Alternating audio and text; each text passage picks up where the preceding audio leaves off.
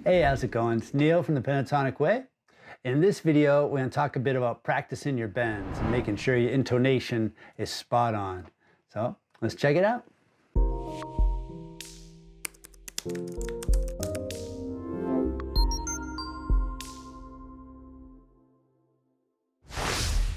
All right, cool. So we're going to talk a bit about bending and how to make sure that your bends have hit the right notes. When you bend a note, so say we're in A minor, and you want to bend this note, right? The 7th fret on the G string. What you're going to want to do is bend it so it goes to the next note of the scale. Like you wouldn't want to be bending into weird spaces in between notes, you know? You want to make sure it sounds right. So one way to practice that is to practice sliding up to the note and back, and then bending that note. And I'll often do this when I'm switching guitars and stuff to get used to the different string thicknesses and just the different feel of the neck. I'll do it to warm up.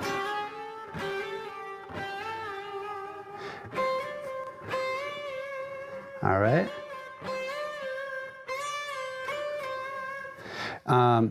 When you're doing this, you can do small bends, which are only half step. Right? Practice that. Practice whole step bends, which is 2 frets.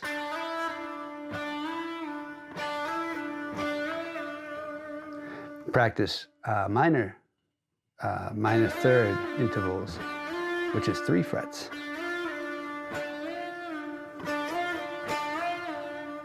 You know, maybe you could do major 3rd, see if I break a string.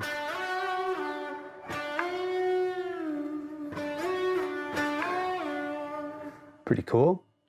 Then another thing you can do is different types of bends, right? So you have that one, which was like a up and down. But what if you do this, right? So you're going to go a half step and go like a pre-bend, like it's already bent to this note, and then you just release it to the note that you're actually fretting, right? And do that with the whole step. See if you can guess where that note is. There it is. You don't want to go too high or too flat. Cool. And then a whole, minor 3rd.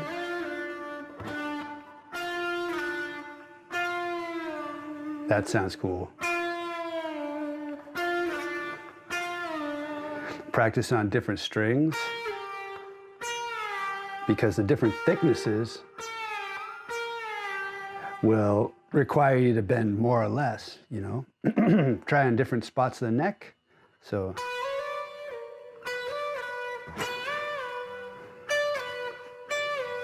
try a major 3rd.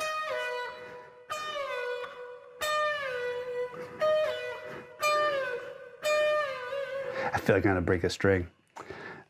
So that's cool. Another thing you can do is like one that goes up and up.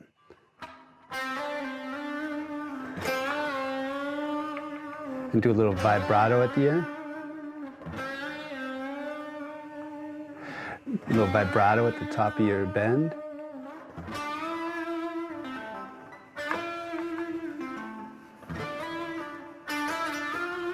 Like a whole step to a half, like a minor 3rd.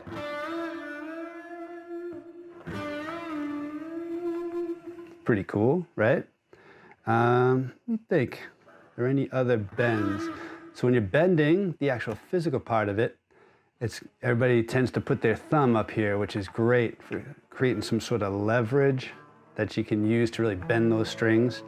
You can notice I'm not bending with just like the 3rd finger.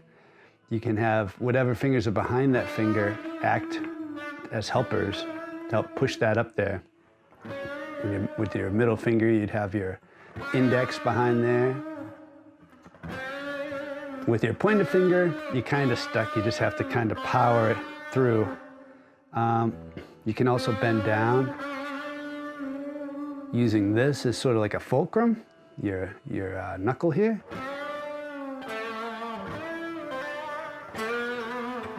And as a rule of thumb, typically if it's on the bottom 3 strings, I'll bend up, and if it's on the top 3 strings, I'll bend down. These 2 strings, it depends on what you're doing, you know, like definitely the bottom 2 strings bend up, top 2 strings bend down, and then these are on a case-by-case basis, I guess. All right, cool. So that's how you can practice intonating your bends, and it's great for warm-ups, like I was saying, or to just get used to a new guitar if you're switching back and forth a lot. Yeah, if you have any questions, feel free to reach out to me, and I'll see you in the next lesson. Bye-bye.